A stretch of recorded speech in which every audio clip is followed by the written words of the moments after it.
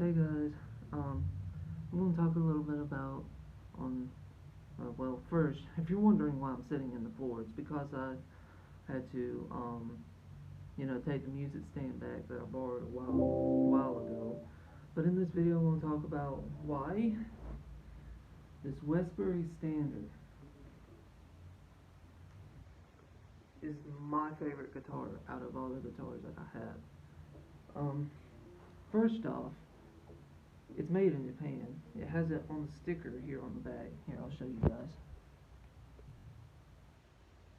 Made in Japan. In Japan, I did some research on it when I first got it because I wanted to know how old it was. Japan made these things in 1979 and 1980. So it's kind of cool how 19 to 20 years before I was even born, this thing is made. This is, excuse me, pardon me. This is probably the oldest guitar I got. And it's pretty cool how good a shape it is. Because if you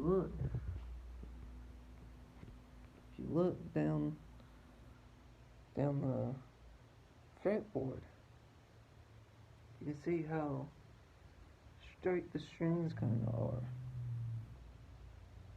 And it's a very neat guitar.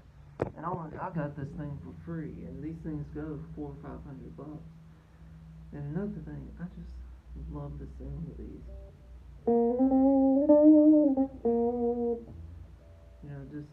It sounds really cool. It's got a nice clean tone to it. It kind of reminds me of a Fender Stratocaster, and I love the Fender Strats.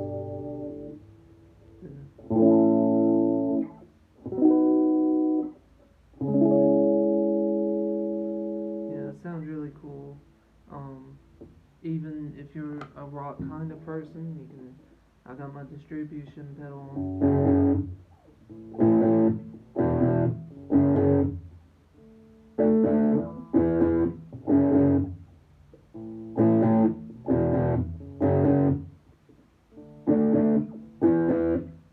Shout out to the person who can name that song. Surely everyone knows it.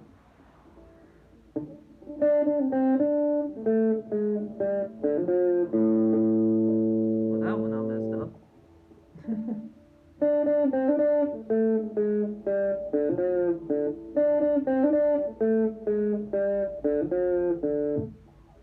Then it's pretty cool with power chords.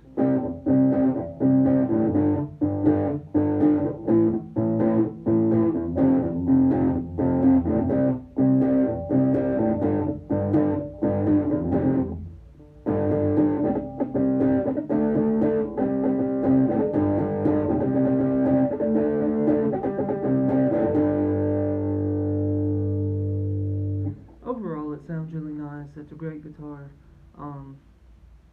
With these kind of guitars, these guitars were only made in '79 and 1980, and that's a fun fact to know. But if you're just learning guitar, if you don't know how to care for a guitar, I'd recommend a cheap guitar. I will turn my amp off. I'd recommend a guitar like my very first guitar, which was this.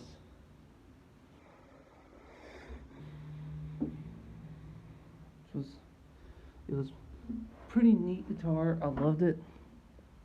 But if you look, see how far the strings are away from the frets.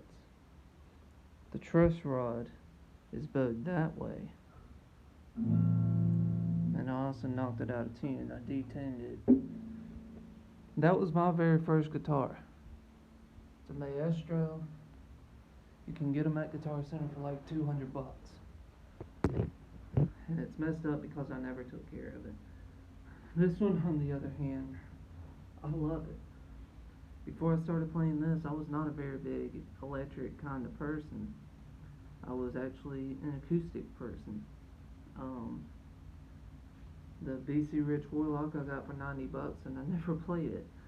I only got it because, I could see the value in it, especially for later down the road. And Yeah, electric guitars, they're good for, at the time I was thinking, okay, yeah, they're good for some things. They're good at doing, like, gotta plug it in. They're good at doing, stuff with like lead and stuff like that.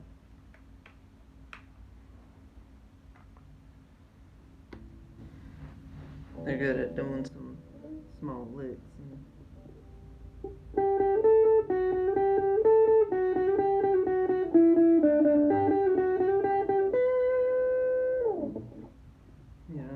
Than just doing power chords.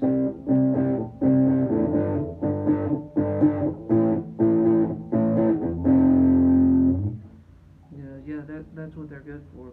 And the acoustics have a different sound, obviously. Um, the acoustic now, I've become a very big electric person. I'd actually rather play electric. I actually used this guitar to play I Can Only Imagine at my church the other day. And yeah, I could have used the acoustic. I'm pretty sure some people would tell me, should I use the acoustic or whatever, it would sound better. But to me, something like I Can Only Imagine, this is a great this is a great guitar to use.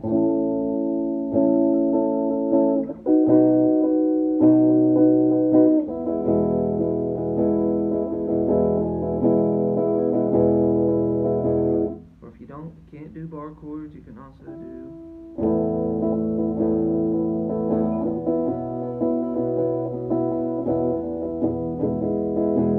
Now, when I played it at the church the other day, I didn't want to do bar chords and stuff, so I did D-shaped chords.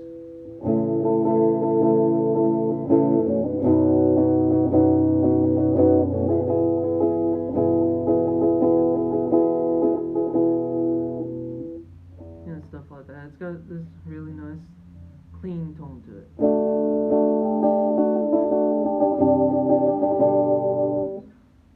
It sounds awesome. Um, I wouldn't recommend this guitar for someone who's just learning how to play, because these guitars you can't really find them, or I can't find them anyway. There's probably only 400 or 500 made. I mean, I don't know, but they were only made in, I think Westbury only made like 450 of them between 1979 and 1980. So I would start on something like the guitar behind me, or if you're someone who's very small, has small fingers, get you a half-size guitar or something. I'm sure Guitar Center has them, but I wouldn't recommend this guitar for a new beginner. But this guitar is my favorite guitar. I love the sound of it. I'll get me another one if I could. They're just unique guitars. They're really unique, and they feel good when you're standing up on them. When you're standing up while playing, and it just feels good while you're playing. And they're not heavy neither. They're actually pretty. Actually, okay, they're a little bit heavy. They're probably about 7 or 8 pounds, but it's not like the acrylic Warlock that I have. That thing is heavy. So yeah, that's pretty much why this guitar is my favorite guitar, and I honestly would recommend anyone who plays guitar to play this guitar. Um, it's very neat. The downside is that stringing it is not easy. When you take these strings off, this piece here comes off and that piece comes off. So I normally run the strings through this, put that back on, and then string it. And it's pretty well held together too. Like, the strings aren't far away from the frets or anything. Overall, it's a neat guitar, and I love it. I'd recommend anyone to play this. It's good with rock music. Anything. It's basically a combination of the Gibson Les Paul and the Fender Stratocaster. You can pretty much do anything with it. The Gibson Les Paul was made for like a rock kinda, and then the Fender Strat, it was made for like kind of like a blues or jazz or something. This thing can do both. I can play all sorts of kind of music with it. I went from hard rock to just like a soft kind of tone or something like Broken Vessels by Hillsong. I went from that to Blessed Be Your Name to Everlasting God by Lincoln Brewster, and stuff like that. I can do different types of genres of music with it, and I'll play along to some other rock songs like Sweet Child of Mine by Guns N' Roses, and I'm trying to work on Welcome to the Jungle and stuff like that. It's overall a great guitar. I love it. But yeah, that's why this guitar is my favorite guitar. The moving update video will be up tomorrow, maybe Thursday. So look forward to that. Um, so yeah, I'll see you guys in that video.